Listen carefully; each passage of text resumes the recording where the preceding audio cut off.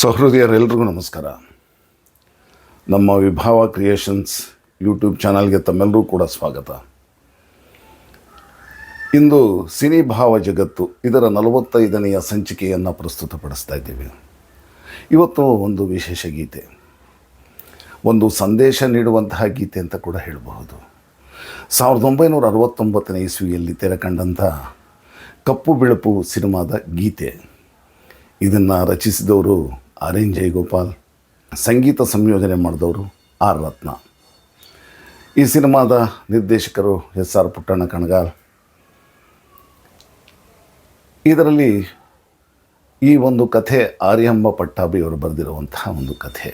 ಅಂತ ಹಾಡು ಸಾಹಿತ್ಯ ಹೀಗಿದೆ: ಅಮ್ಮ ನಿನ್ನ ತೋಳಿನಲ್ಲಿ ಕಂದ ನಾನು, ನಿನ್ನ ಸಂಗ ಆಡಲೆಂದು ಬಂದೆ ನಾನು. ನೀನು ಇತ್ತ ಹಣ್ಣು ಅನ್ನ ನನಗೆ, ನಿನ್ನ ಮಡಿಲಿನಲ್ಲೇ ನನ್ನ ಹಾಸಿಗೆ.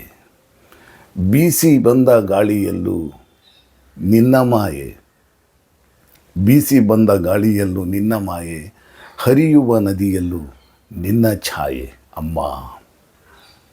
ಒಟ್ಟಾರೆ ಈ ಹಾಡನ್ನು ಆ ಭೂತಾಯಿಗೆ, ಪ್ರಕೃತಿ ಮಾತಿಗೆ ಹೇಳಿರುವಂತಹ ಒಂದು ಸುಂದರವಾದ ಸಾಹಿತ್ಯದ ಗೀತೆ ಇದು.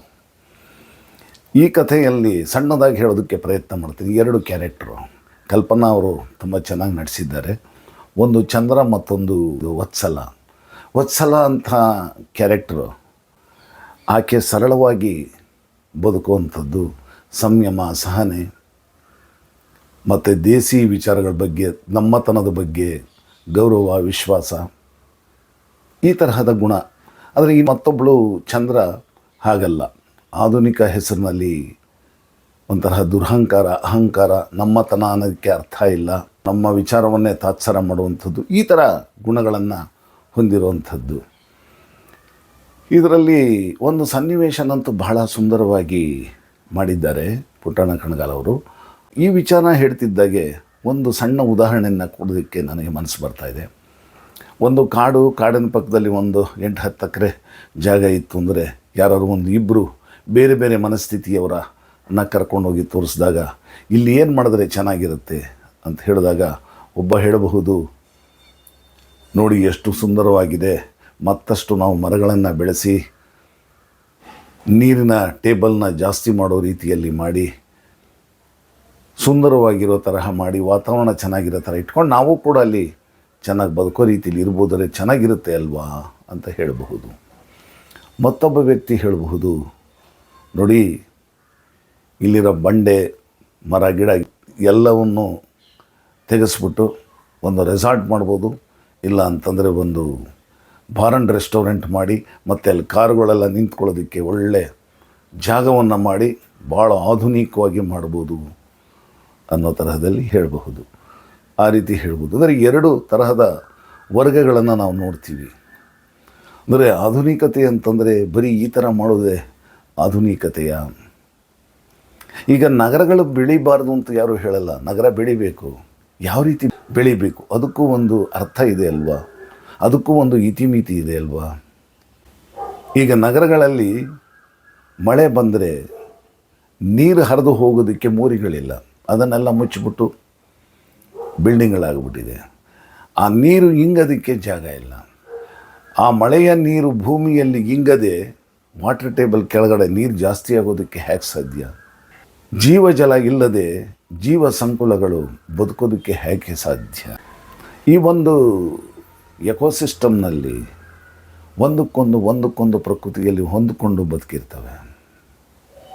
ಮರಗಳು ಬೆಳೆದಾಗ ಮಳೆ ಚೆನ್ನಾಗಾಗುತ್ತೆ, ಮಳೆ ಇದ್ದರೆ ಭೂಮಿ ಹಸನಾಗಿರುತ್ತೆ, ವಾಟರ್ ಟೇಬಲ್ ಜಾಸ್ತಿ ಆಗುತ್ತೆ.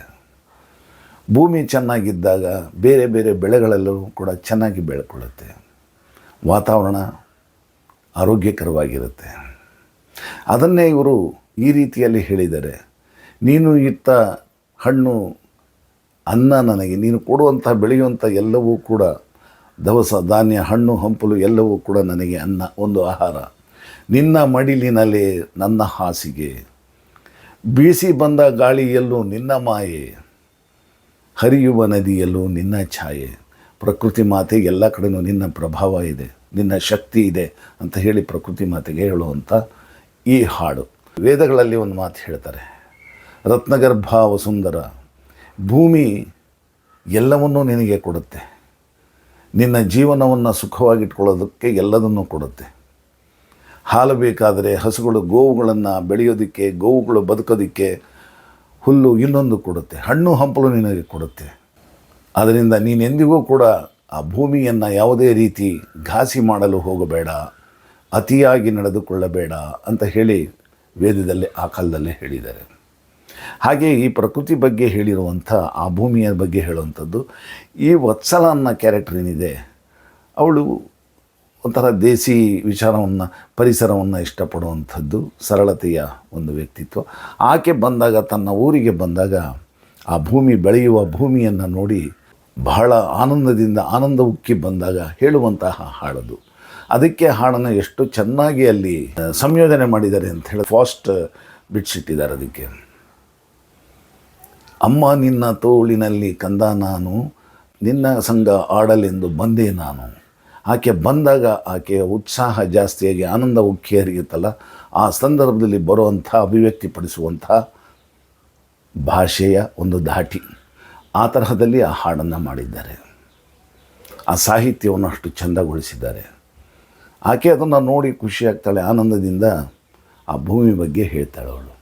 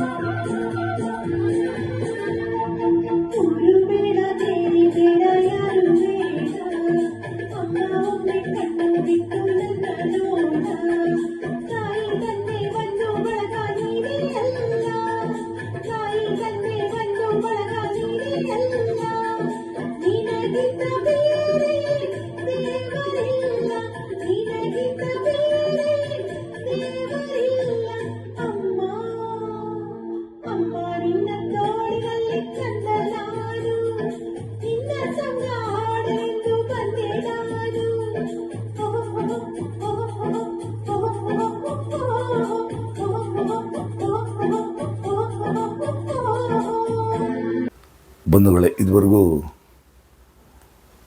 ಕಪ್ಪು ಬಿಳುಪು ಈ ಸಿನಿಮಾದ ಅಮ್ಮ ನಿನ್ನ ತೋಳಿನಲ್ಲಿ ಈ ಒಂದು ಗೀತೆಗೇನಿದೆ, ಆ ಗೀತೆಯ ಬಗ್ಗೆ ಒಂದಷ್ಟು ವಿಷಯಗಳನ್ನು ಹಂಚಿಕೊಂಡ್ವಿ. ನಾಳೆ ಮತ್ತೆ ಹೊಸ ಗೀತೆಯೊಂದಿಗೆ ಮತ್ತೆ ಭೇಟಿಯಾಗೋಣ. ನಮಸ್ಕಾರ.